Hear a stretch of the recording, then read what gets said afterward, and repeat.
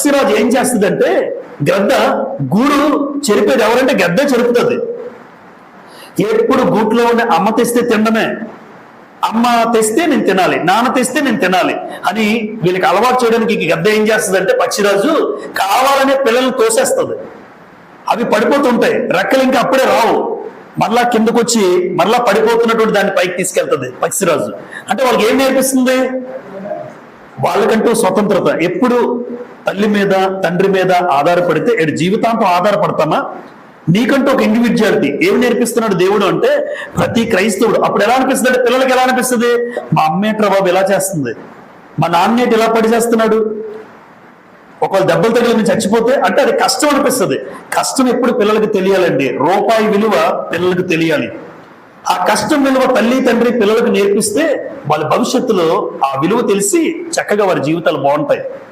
ఈరోజు పిల్లలకి విలువ తెలియక ఎంతంత అంత ఇచ్చి మన జీవితాల్లో నాతో సహా కొన్నిసార్లు పిల్లలను పాడు చేసే పరిస్థితి ఏర్పడుతూ ఉంటుంది.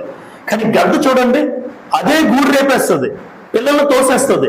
కానీ వాళ్ళు నేర్చుకోవాలి, మళ్ళా నా పిల్లలు బాగుండాలి. ఎందుకు? రేపొద్దున నేను ఉంటానో లేనో తెలీదు, రేపొద్దున బ్రతుకు వాళ్ళది, వాళ్ళకంటూ ఒక ఇండివిజువల్ గా వాళ్ళు కూడా బ్రతకాలి అని ఆ పక్షిరాజు గద్ద ఈరోజు ప్రతి తల్లికి తండ్రికి ఒక పాఠం.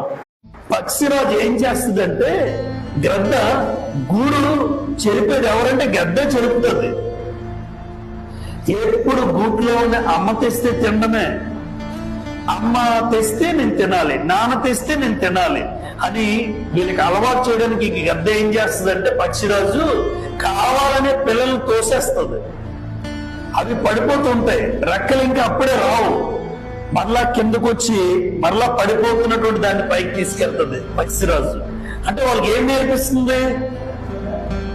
వాళ్ళకంటూ స్వతంత్రత. ఎప్పుడు తల్లి మీద తండ్రి మీద ఆధారపడితే ఎడు జీవితాంతం ఆధారపడతామా?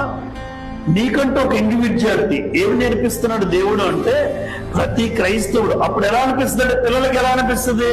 మా అమ్మేట్రా బాబు ఎలా చేస్తుంది, మా నాన్నేటి ఎలా పడి చేస్తున్నాడు, ఒకవేళ దెబ్బలు తగిలి నేను చచ్చిపోతే అంటే అది కష్టం అనిపిస్తుంది.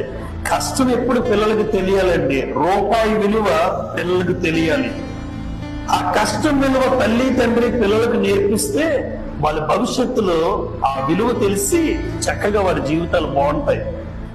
ఈరోజు పిల్లలకి విలువ తెలియక ఎంతంత అంత ఇచ్చి మన జీవితాల్లో నాతో సహా కొన్నిసార్లు పిల్లలను పాడు చేసే పరిస్థితి ఏర్పడుతూ ఉంటుంది.